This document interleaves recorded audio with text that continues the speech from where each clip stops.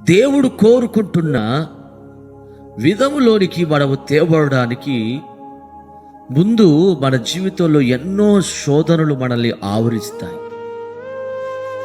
అపవాది ఒక ఉరిగా మన చుట్టూ మారిపిస్తాడు. వాడు ఇక మనం బ్రతకలేము, సావే చరణ్యము అంటట్టుగా మనల్ని అనిపిస్తాడు. వాడు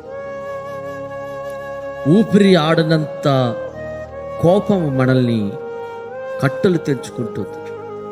ఎందుకంటే మన మనస్సు నిలుపుకోవడానికి చాలా కష్టమైన పరిస్థితి. కొన్ని కష్టాలు, కొన్ని సమస్యలు మనల్ని ఆవరిస్తుంటే ధైర్యం తెచ్చుకోవడానికి, నిలబడుకోవడానికి, మనల్ని మనం నిలుపుకోవడానికి చాలా కష్టమైన పరిస్థితి ఉంటుంది.